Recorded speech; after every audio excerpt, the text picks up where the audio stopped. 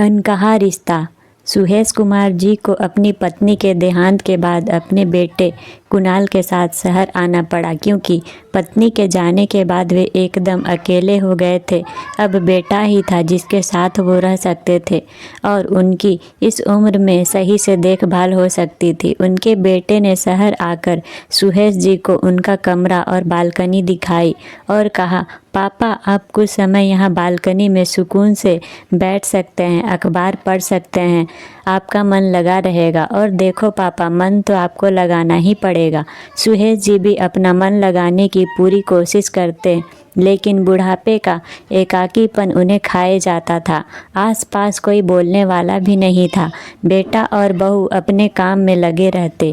कभी कभार पोते के साथ मन बहला लिया करते, लेकिन वह भी अक्सर स्कूल की पढ़ाई में लगा रहता था। सुहेश जी की बालकनी के सामने वाले फ्लैट में भी शायद कोई नहीं रहता था, क्योंकि अक्सर वो बंद ही रहती। कुछ समय बाद उनके सामने वाली बालकनी में कोई रहने आ गया। उसमें एक सभ्य व सम्राट महिला दिखाई दी, जो लगभग उन्हीं की उम्र की थी। उन सम्राट महिला ने अपनी काम वाली को कुछ समझाया, कुछ पौधे लगवाए, कपड़ों के सुखाने के लिए रस्सी बंधवाई और एक आराम कुर्सी और एक छोटी सी मेज लगवा दी। इस तरह वो वीरान सी दिखने वाली बालकनी अब सजीव हो उठी, किसी के होने का एहसास देने लगी। सुहेश जी और उन सम्राट महिला का आपस में गर्दन के इशारे से अभिवादन हुआ। क्योंकि दोनों बालकनी में दूरी ज़्यादा थी, इसलिए इशारे से ही बातें हो सकती थी। और यूँ भी तेज बोलकर बातें यहाँ शहरों में कहाँ हो पाती है। यहाँ तो हर इंसान अपने आप में मगन है, आसपास की किसी को कोई खबर ही नहीं है। अब तो सुहेश जी को अपनी बालकनी अच्छी लगने लगी। वे अब आराम से बैठकर अखबार पढ़ते। सामने वाली बालकनी में छाई हुई वीरानी अब वसंत का रूप ले चुकी थी।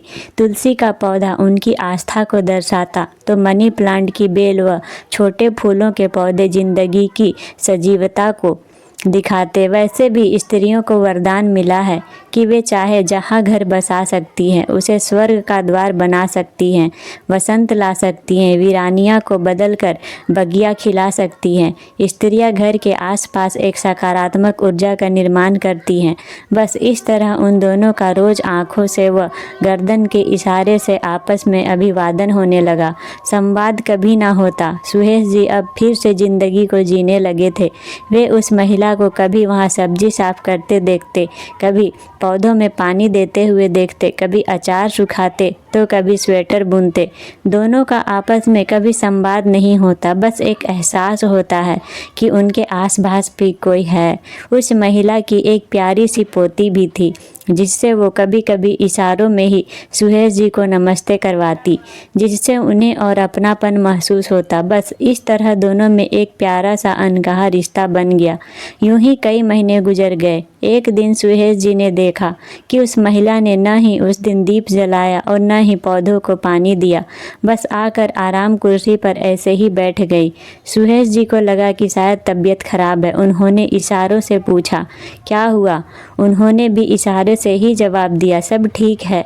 लेकिन 2-4 दिन में उन महिला का बालकनी में आना भी कम होता गया। कुछ दिन पश्चात अब कई दिनों से वे महिला सुहेश जी को दिखाई नहीं दे रही थी। उन्हें लगा कि शायद कहीं बाहर गई होंगी, लेकिन जब कई दिन हुए वे नहीं दिखाई दी और उनके लगाए पौधे सूखने लगे, उनकी लगाई मनी प्लांट की बेल सूखने लगी, तो वे चिंतित हो उठे। उनका मन बेचैन हो उठा, लेकिन पूछे तो किससे पूछे। सुहेश जी को बहुत चिंता हुई। उनका अब मन किसी भी काम में नहीं लगता। फिर एक दिन वही काम वाली बालकनी में दिखाई दी, जो पहले दिन उस महिला के साथ आई थी। वह आई और बालकनी की सफाई करने लगी। सुहेश जी से रहा नहीं गया, तो उन्होंने इशारे से पूछा कि वे कहाँ हैं। उसने भी इशारों से ही हाथ ऊपर करके जवाब दिया कि वे अब नहीं रही। सुहेश जी का दिल धक से रह गया।